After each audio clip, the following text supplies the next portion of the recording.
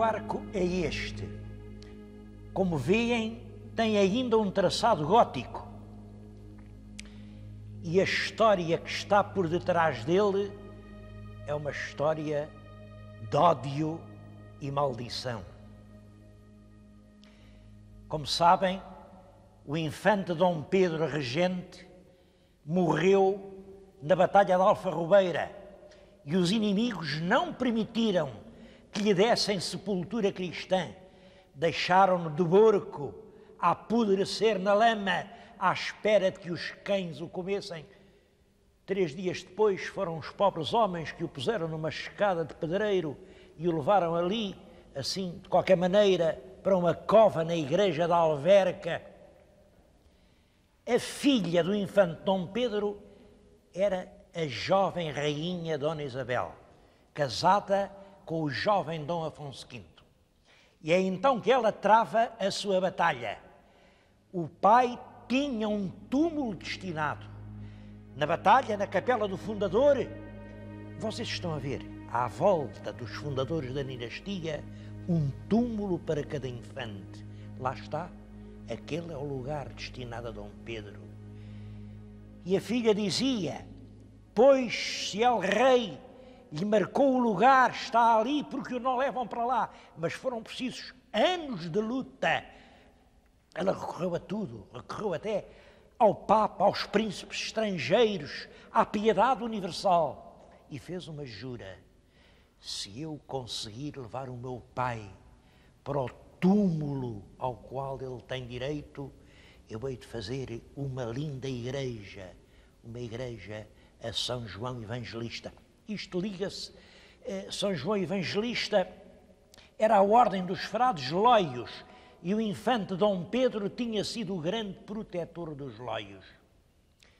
A princesa, a rainha, conseguiu, em 1454, finalmente fez-se a solene transladação, mas os inimigos não lhe perdoaram.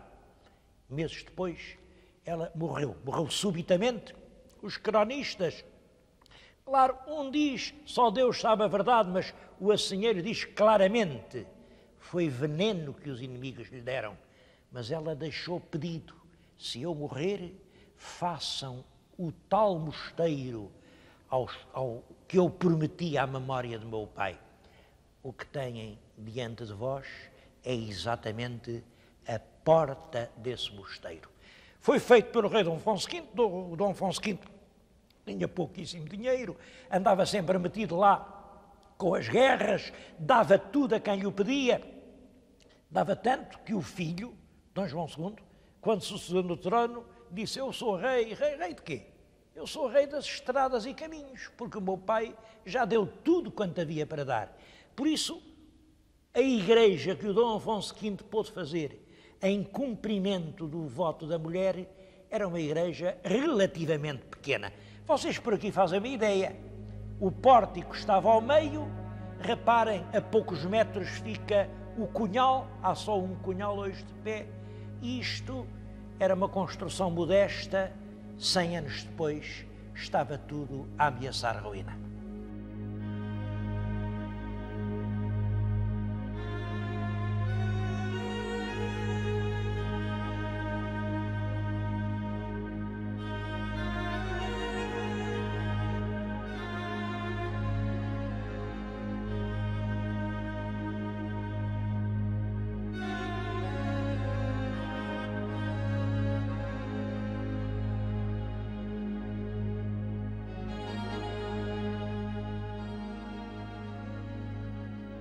Passados cerca de 100 anos, um outro frade loio resolveu transformar o pequeno convento de Dom Afonso V numa soberba construção.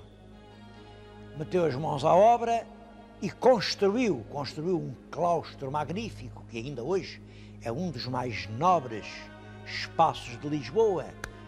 Construiu uma escadaria de mármore branco e róseo que levava até à sala nobre. Foi durante essas obras que o arco foi quebrado e metido na grossura da parede. O nome desse frade era Frei António da Conceição. Devia ser um homem com grandes qualidades. Ele era de Pombal, de famílias remediadas, estudou em Coimbra, depois de tirar o bacharelato, esteve ali uns anos, mas conseguiu entrar no convento dos Loios, em Évora. Ora, em Évora é que estava o rei, estava a rainha, estavam os infantes. E ele era um homem de fala doce, maneiras insinuantes. Até se dizia que tinha um estranho dom.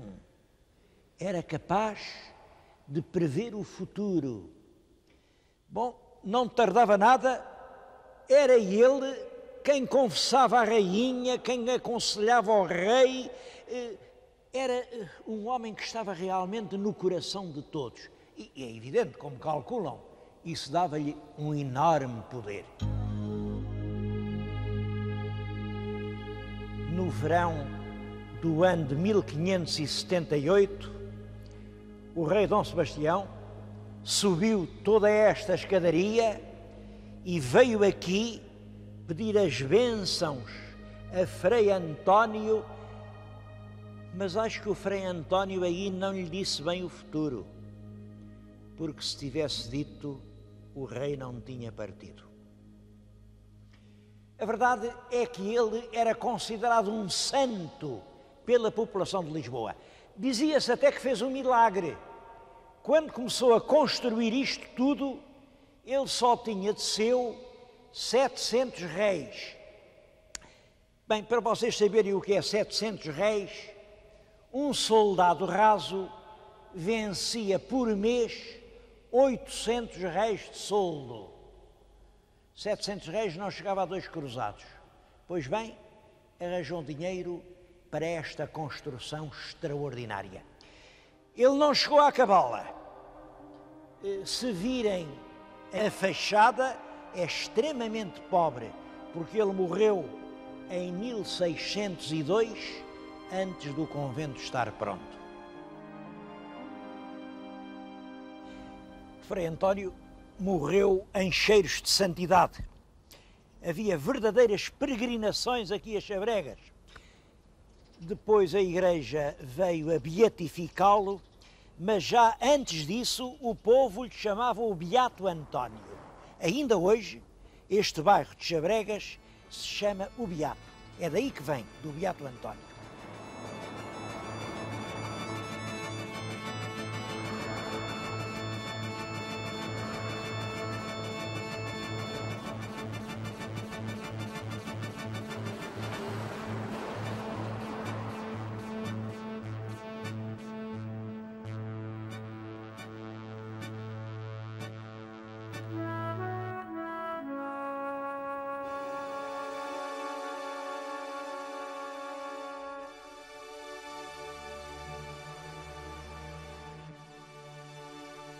Depois do Beato morrer, quem tomou a peito continuar as obras foi uma filha dos condes de Linhares, Dona Joana, que quis fazer aqui o panteão da família, e fez. Desde então, este lugar foi uma espécie de mausoléu da Lisboa ilustre. Este chão era disputado a peso de ouro. As grandes famílias queriam pôr aqui os seus mortos. Olhem, foi aqui que depois do terremoto foi recolhido o túmulo daquela infanta Dona Catarina, filha do rei Dom Duarte, de que lhes falei em Alpedrinha, a Dona Catarina, aluna do cardeal da Alpedrinha. E isso durou até à Revolução Liberal. Claro, nessa altura acabaram os conventos, isto foi tudo... Não foi vendido, porque o que aconteceu foi que instalaram aqui um hospital militar. Foi neste lugar que se curaram ou morreram os últimos feridos da guerra entre os liberais e os absolutistas. Depois um grande incêndio destruiu todo o edifício, ficaram praticamente as paredes. Ainda pensaram em pôr aqui um museu para recolher as esculturas, os túmulos, as lápides dessa Lisboa que estava a ser destruída rapidamente, mas não sei porquê, o projeto não se realizou e acabou por se instalar aqui uma fábrica.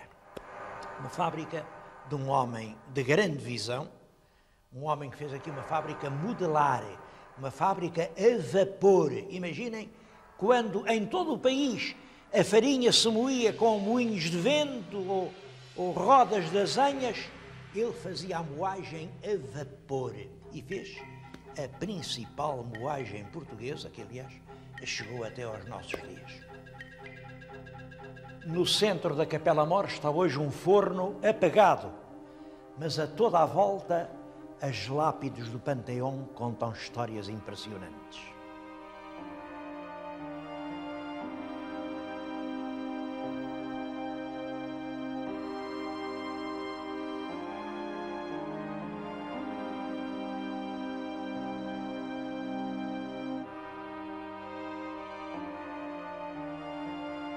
Lope de Vega escreve numa das suas peças: para que uma mulher passe à história, é preciso haver um grande poeta que a cante. Que o digam a Laura do Petrarca, a Beatrice do Dante ou a Violante del Camões. Pois estamos perante o túmulo da Violante del Camões. Violante del Camões, digo eu, porque ela era Violante de Andrade, condessa de Linhares. E este túmulo diz que está aqui no mesmo túmulo que seu marido o conde. Não é verdade? E também essa é uma história macabra. A filha recolheu aqui os despojos da mãe, depois quis pôr os do pai, que tinha morrido muito antes, mas quando os foi buscar, viu-se que o corpo estava incorrupto e não cabia aqui no pequeno cacifo que lhe tinham destinado. Aí a filha Dona Joana julgou compreender que era um aviso. O pai, que há tantos anos vivia separado da mãe, não se queria juntar a ela nem depois da morte. Então, aqui no centro da Capela Mor, fez-lhe abrir uma sepultura e foi lá que o depositou. É onde agora está o forno. A segunda lápide contém mais um drama emparedado. O que se pode ler aqui, como veem, é Sepultura de Dom António de. O que se não lê, mas eu sei o que lá está, é isto. Dom António de Noronha, primeiro conde de Linhares, filho de Dom Pedro, primeiro marquês de Vila Real, e de Dona Brites, filha do segundo Duque de Bragança. E aí é que está o drama.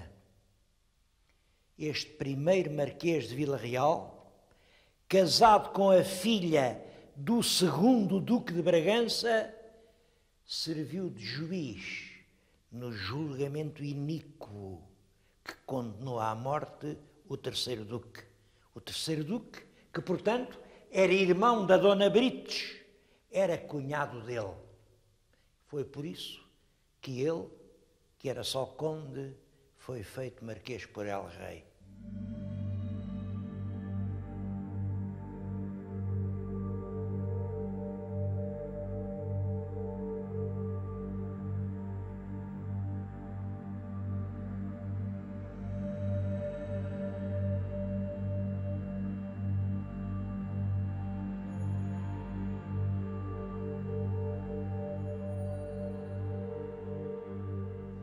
O terceiro conde, diz esta pedra, foi casado com Dona Filipa de Sá, filha de Mãe de Sá. Este Mãe de Sá, irmão do poeta Francisco Sá de Miranda, é nem mais nem menos que o grande governador do Brasil, o homem que recuperou a região da Guanabara aos franceses. Ele, de certo modo, pode-se considerar o fundador do Rio de Janeiro. Tinha lá uma grande fortuna e ele quem fundou engenhos de açúcar. Toda essa enorme fortuna ficou para a filha, para a Filipa, que era a única herdeira. Como não tiveram filhos, a Filipa e este conde tiveram filhos e a dona Filipa de Sá entendeu que devia deixar tudo à companhia de Jesus, como realmente deixou. Com essa imensa fortuna, fez-se em Lisboa o Colégio dos Jesuítas, que hoje é o Hospital de São José. Os lisboetas raramente olham para as soberbas estátuas que estão diante da fachada do Hospital de São José. São estátuas mandadas fazer em Itália por esta dona Filipa de Sá.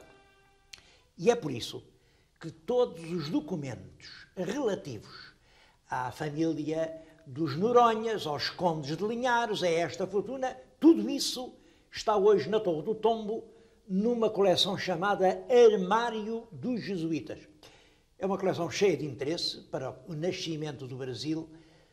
Eu encontrei lá, a certa altura, um documento delicioso que diz isto: o Rio de Janeiro está uma cidade enorme, enorme, está a crescer, não tarda que seja do tamanho de Évora. Noutras pedras, esta Dona Joana fala-nos dela própria, fala-nos nas irmãs que eram freiras na Anunciada, mas nenhuma memória é tão emocionante como esta. É a sepultura de um irmão, do irmão António. Diz que não deu aqui sepultura aos outros irmãos porque 2 deles morreram em África com El Rei Dom Sebastião e outros 2 morreram nas partes da Índia e 2 são religiosos da Ordem de Santo Agostinho. Isto é o epitáfio de uma geração. 2 mortos em Alcácer Quibir, 2 perdidos nas lonjuras do Oriente e 2 frades aqui no convento de Santo Agostinho. O que aqui está enterrado é Dom António. Era o irmão mais velho. É aquele Dom António a quem o poeta Luís de Camões dedica numerosos versos. Camões estava na Índia quando recebeu a notícia da morte deste seu amigo. Como aqui diz, mataram-no os mouros em Ceuta a 29 de abril de 1553 anos, sendo ele de 17 de idade. Tinha 17 anos de idade quando caiu numa cilada com outros cavaleiros portugueses e foi morto. O cadáver apareceu degolado e foi enterrado na sede de Ceuta. A irmã, muitos anos mais tarde, pôde trasladá-lo para aqui. Camões impressionou-se muito quando recebeu essa notícia, já estava na Índia, e fez um poema em que pede que alguém vá ao sítio onde o rapaz morreu, onde o corpo ficou, e deixe lá uma memória que o torne lembrado para sempre. E ele até dá a minuta que essa memória deve ter. Dizia uma memória que diga assim: memória sou que grito para dar testemunho em toda a parte do mais formoso espírito que roubaram do mundo amor e Marte. Esta referência a amor e Marte vem disto, é que o jovem António, com os seus 17 anos, tinha uma namoradinha em Lisboa. E o pai, o orgulhoso Dom Francisco, o senhor conde, disse: não, eu prefiro ver o rapaz morto a vê-lo casado com essa rapariga. E um escudeiro lá de casa, o Francisco de Moraes, que é célebre, porque, como sabem, escreveu o Palmeirinho de Inglaterra, disse-lhe: senhor conde, se o quer ver morto não é muito difícil, olhe, mande-o para Ceuta, é o que lhes costuma acontecer. E assim foi. Ele pouco tempo esteve em Ceuta. Passadas poucas semanas, caiu na tal cilada em que perdeu a vida. Agora, a mim, confesso que me impressiona, não sei se devo dizer isto, se não, mas impressiona-me. Camões cria uma pedra em Ceuta que recordasse para sempre o trágico destino do seu jovem amigo. Ele, nessa altura, não sabia que a Joana ia fazer a pedra e pô-la aqui a recordar isso mesmo.